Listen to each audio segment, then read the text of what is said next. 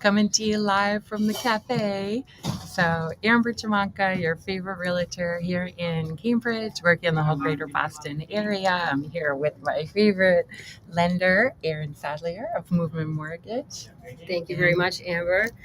Nice to be here today. Yeah, Exciting. so we're here live. We have a really, really hot topic today. We are going to tell you why you should not wait for the interest rates to come down before you buy a house. And we've got 3 different reasons why that would be a terrible idea.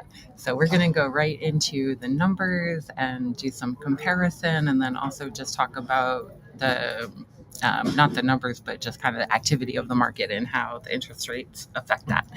So let's start off. Oh, also, before we get started, I want to tell you guys we are here live on LinkedIn, on YouTube, on Facebook, and several different Facebook groups. So if you are watching this from any of those places, just write in the comments and we will see that, and we can also answer your questions as we're going through this. And let me make sure I got those chats up before we even do that. Okay, we're good to go. Nice. Okay. So what we're gonna do, we're going to we always like to use real examples. So we're using the kind of round number of 500,000 again, which is not just a good number to work with, but also a realistic number for around here. And so I'm gonna share my screen, and we're gonna show you a house that's around 500,000 that we're gonna look at. That's in Revere, single family. It looks super cute. And then we're gonna just look at the numbers of what the numbers would look like if you waited 3 years to buy that house versus buying it today. I'm gonna share my screen.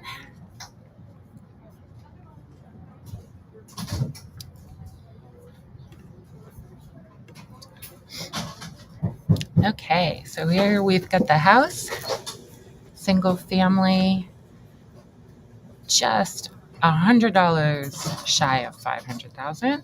Let's look at the picture. Okay, I got to tell you guys, the pictures are particularly bad, but the house itself, if you can kind of look beyond the terrible pictures, actually does look really cute. Yeah. Why do they take such bad pictures? It's like they try.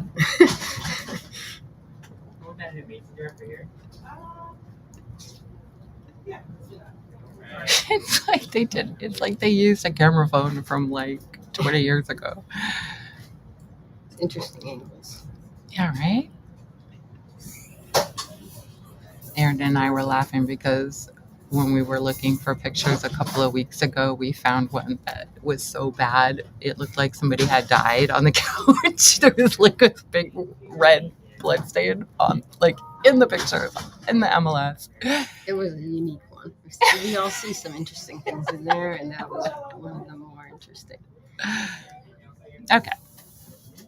So, I mean, like I said, you can't really tell by these terrible pictures, but you get this really nice deck, really nice grass. Like, that is a nice backyard. Okay. So you have a nice $500,000 house near the ocean. We're assuming it's in Revere. Taxes are $3,300 for the year. Oh, it's got central AC.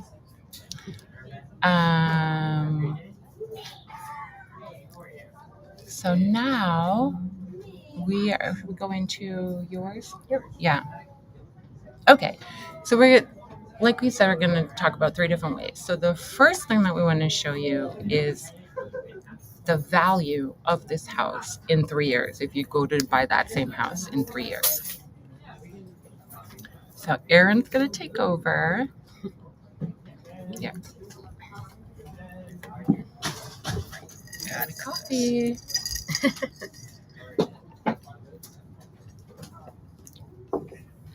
Do you want to move it? Yeah, sure. Yeah.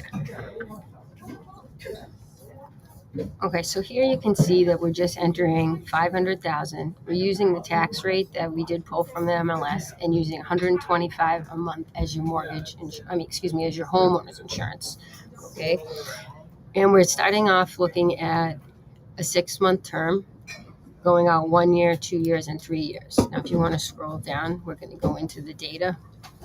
So we already ran the analysis for this report, and you can see here we're using in the green letters, the green numbers under property value. We're using historical data for the average increase annually, so, over these lengths of time. Excuse me. So you can see in the beginning, we're also using an interest rate when we look at the rates of today rate versus lower rates. So we're going down to 5.75 across the board. So you can even see that with the lower rate, you're still going to save money. Okay. Yeah. And we scroll down here a little bit further. So the left box. Okay. So if you want to come up a little bit, the waiting period we're going to show you here. This is just showing appreciation that that the house is going to appreciate in value over time.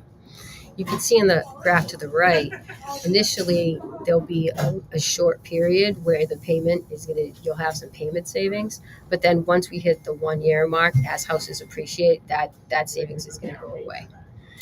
And you can see that even at 6 months, if you want to pull that up, Amber, we still have savings, right? Because we're accounting that the payment difference 6 months from now, if rates go down a point, would be that 214 or 2,567 over the year. But what are we gaining? Now we're paying our mortgage every month, so we're gaining an appreciation from just paying down the debt. So that's the amortization that you would lose, the 2,358. Then we have loss in property appreciation. So just in the 6-month time frame, we have another 14,000 there. So the cost of waiting in that example is 16,387. And you can see how much these change as we go up, and especially in year 3, where the payment difference is now that much, it's actually going to be higher because we have higher purchase prices. Keep in mind too, that's going to increase your amount of down payment depending on how you want to structure your loan between now versus then. So you can certainly see that by buying now, you can create more wealth over time than waiting, because these are real numbers, and they get between 3 years and now. And then Amber, will be able to talk a little bit about the markets. Mm-hmm. We want to kind of focus on that. Right now, interest rates are high, and people are still buying homes. But there are so many people we hear that say, "Oh, I'm going to wait till rates come down." And when I stress that, I say so many people, because I hear it, and Amber, I'm sure you hear it. Well, guess what? Everyone that had taken their step back is coming back, and all new people are coming back to the market. So it's going to look again like the real estate market we had a few years ago, where there's going to be saturation of buyers driving prices up even higher. Because look, the numbers we're using are low historical numbers, and Amber's going to talk you through what some of the real numbers look like for appreciation in the last year or so. Yeah. So just to recap here, we're showing this is the cost. This is how much it would cost you to not buy. So even within 6 months, you're already losing $16,000. And within 3 years, you're losing almost $80,000. And the cost is, so 62,000 of that is the loss of the equity of the appreciation of the home has gone up in value, and then 15,000 is the loss of what you would have paid off the mortgage that you would get back, as opposed to when you rent and you're just throwing the money away. So let's see, do we want to, is that all we I think you to wanted say to about? talk to how much rent is, and if you waited 3 years, not only are you missing this number, you're also throwing away, tens of thousands of dollars, right? 3,000 a month, over 3 years is pretty substantial. So think about how much you could have saved and grown your own wealth by taking this approach today. Right. So so we said we would go over 3 reasons to not wait. So one is this example that we're showing you here, which is that you would lose money based on the payoff of the mortgage and the appreciation of the home. And then the second reason is what Erin just said of the money. Here, let me stop sharing this. Go back to, there we are. Yeah. So the second reason why you're losing money is kind of the more obvious reason, that the money that you are paying for rent is just going, like, flushing it down the toilet, or basically you're paying your landlord's mortgage. That's what I was going to say. You beat Yeah. me to it. You're paying the mortgage, just not yours. Yeah, exactly. You're always paying a mortgage. Either you're paying your own or you're paying your landlord's. So, just to pull out the calculator real quick, if you were paying $3,000 a month in rent in 1 year, that's $36,000. And then we said it was like what, 108,000 in 3 years. So if you wait those 3 years to buy your $500,000 house, not only are you losing the 80,000 from the home itself, but you're losing an additional 100,000 by throwing it away on renting. So you're almost at 200,000 loss at this point. So that was the more obvious one. And then what we really also want to get into is more what the market looks like, that you can't really see in the MLS, because the MLS is not going to show you how many offers a person got. So we're gonna look at the numbers, but also kind of analyze it for you. So what I want to show you, I'm gonna share my screen again. Oh, hey, Jace. Thanks for tuning in. Nice to see you here every week. Share the screen again. Is it this one? Okay. So what we did is we pulled up the data from a couple of years ago when interest rates were rock bottom. And that's why I had this year, so I could show. So you usually see, these are all really high. So you can see in the example that Erin showed us how much that they are estimating for the increase in the home value. And, it's like under 3% increase every year, right? This is the total for 3 years, right? Yes. Yeah. Well, it's also calculating in because it's going to increase as well. So it won't be. Yeah. Okay. So the total. They have the forecast. Yeah. But basically, we're looking at about 3%, less than 3% a year, normally. So Erin and I, if you had anything to do with the housing market, you remember that when interest rates went down below 3%, it was insanity. It was total insanity. Everything that was going on the market, people were getting 10, 20, 30, 40 offers, 70 offers on one property. That's 70 different buyers trying to buy that one house. And then 69 of them had to go look at another house and look at another house. And so there was just not enough inventory, way too many buyers. And then, of course, what happens is it pushes the prices up. So we had things going, 60,000 over asking, 100,000 over asking, but then also the prices going up. So this is what I wanted to show you. This is actual data. This is for all of Massachusetts. So you have to imagine in Boston and Cambridge, it's going to probably be even more competitive versus Western Mass. But so here we are. The increase so this is the average home price in Massachusetts, I guess, $440,000 in 2019. And it went up 3%, it went up 2%, it went up 3%. And then how much did it go up in 2021? 27%. You see this right here? You see this big jump right here? And it's crazy. You can see here in May, it went up 25%. And then by June, it really peaked at this 27.1%. So that is the other thing that you need to keep in mind when you're thinking about waiting, especially if you're waiting for the interest rates to go down, which we know you all are waiting for that. And, yes, they probably will go down, even though they are still much lower than they had been if you looked, 20, 30 years ago.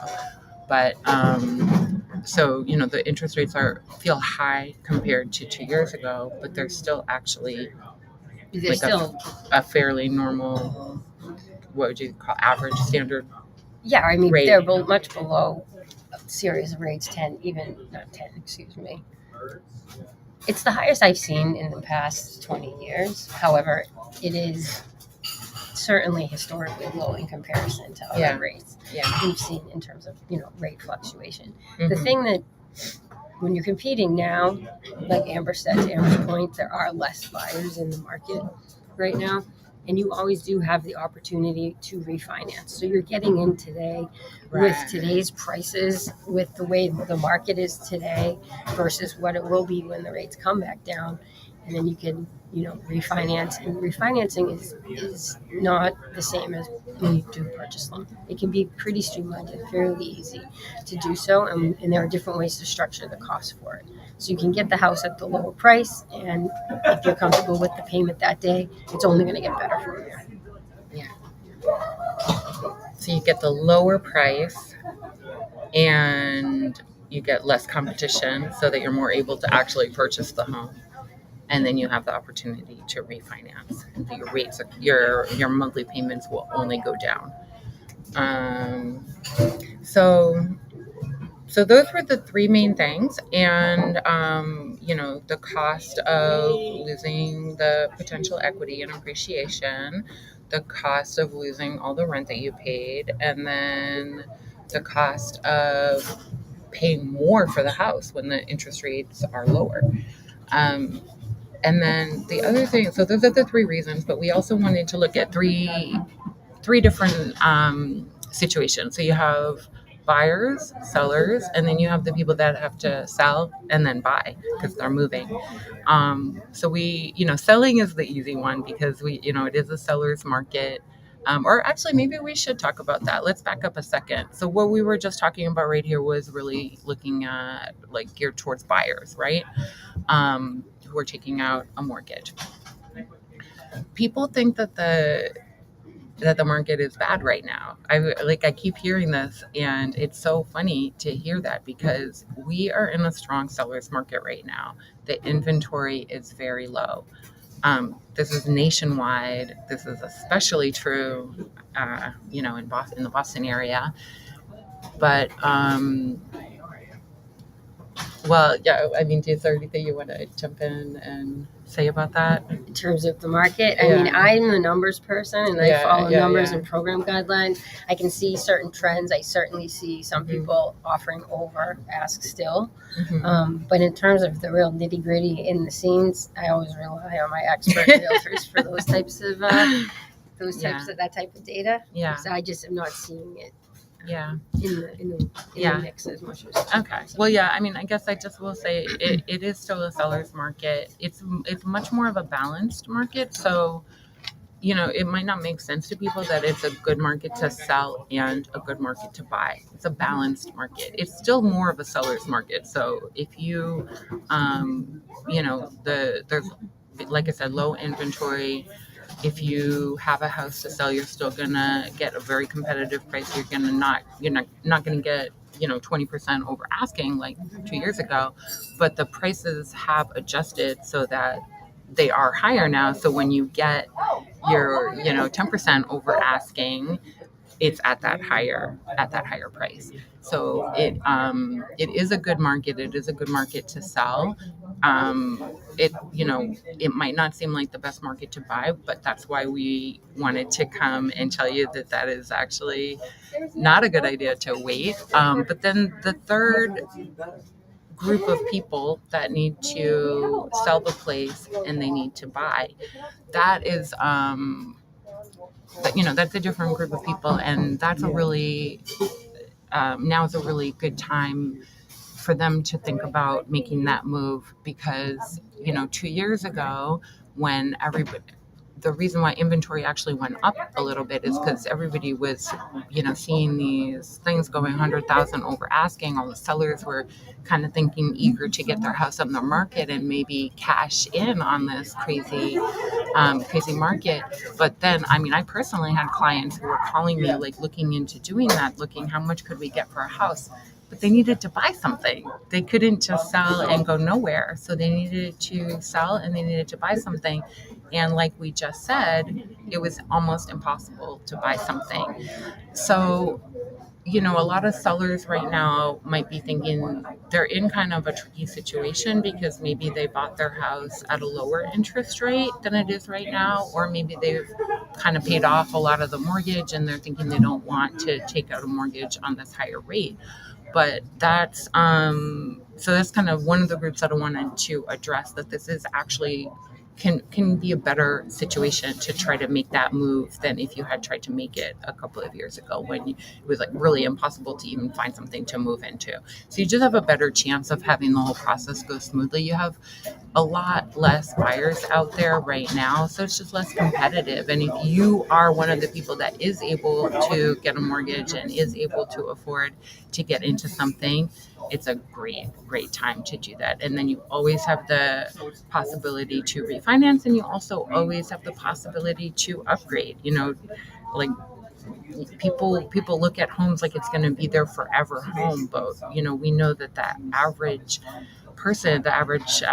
home gets resold like every 7 years, or in yours it said 9. Mortgages usually have a life of about 5 to 8 years before our families and life change. People refinance because rates are reduced, and they have to take equity out of their home. So there are reasons why people will refinance their houses, but average that go into the 5 to 8 years. I don't know what the average life is for people to keep their homes. Yeah, well, they say it's 7. I don't know if that's specific to this, to Cambridge, but I'll tell you, even a couple of weeks ago, I had a client event, and 2 of my first people that I sold to like 4 years ago are already talking to me about selling and buying. So yes, so about 4 to 8 years. Yeah, there you go. So battery's running low. If anyone wants to look at the cost of waiting for themselves, if you want to put your info in the chat or reach me directly through the contact info, we can run analysis for you on that too. Yeah, we can look at a specific house. We can look at a specific area. We can look at your house specifically that you own. If you can do any of those things. Yep. So just reach out. All right. Thanks so much for watching. And this has been really fun. We've been here every week, and we're usually here on Friday afternoons. So if you want to try to jump on the live and catch us, or catch us on the replay and put your comments in, and let us know what else you want us to talk about. Yeah, definitely. Let us know. Bye. Thank you. Have a good weekend.